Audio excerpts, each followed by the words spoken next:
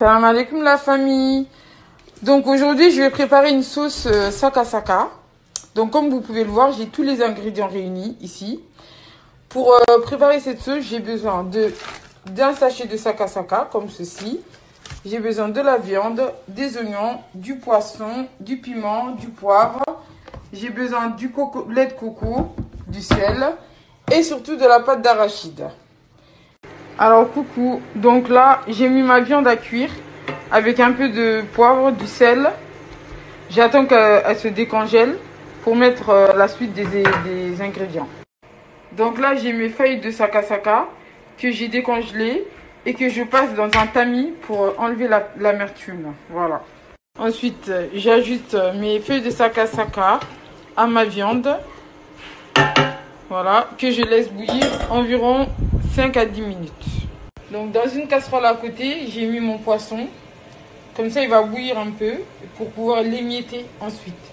Et dans mes ingrédients, j'ai oublié de vous montrer le gombo en poudre que je mettrai vraiment à la fin de la cuisson pour que la sauce puisse être très, on va dire, compacte et qu'elle soit bien épaisse. Voilà.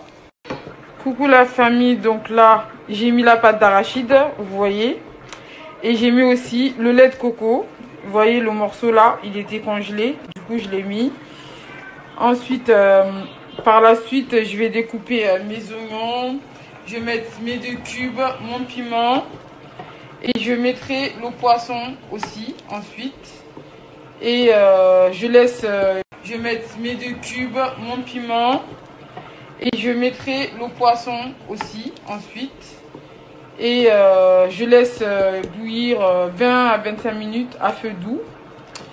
Tout en remuant régulièrement pour éviter que ça ne crame en bas. Voilà la famille, je vous montre la suite très rapidement.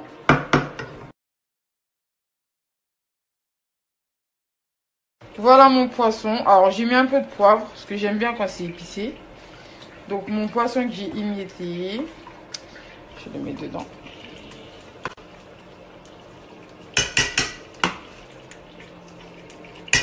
Voilà les amis. Donc vous voyez, au final, j'aurais même pas besoin d'ajouter d'huile puisque l'huile de la pâte d'arachide et vous savez que dans le lait de coco il y a un peu d'huile de coco. Donc regardez, j'aurais même pas besoin d'en mettre.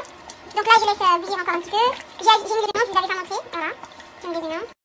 Donc là je vais vous montrer la dernière étape de ma sauce. Attention, la sauce elle gicle beaucoup, donc un conseil quand vous préparez ce genre de sauce, il est préférable de prendre une casserole un peu haute pour éviter de se brûler. Donc la dernière étape, je mets un peu de gombo en poudre comme vous pouvez le voir. Voilà, j'en avais déjà mis hein. Donc je mets un peu de gombo en poudre et comme ça la pâte elle va être, la sauce elle va être un peu plus compacte. Donc là j'ai ajouté aucune huile, c'est uniquement l'huile de la pâte d'arachide et l'huile de coco qui est là. Voilà les amis.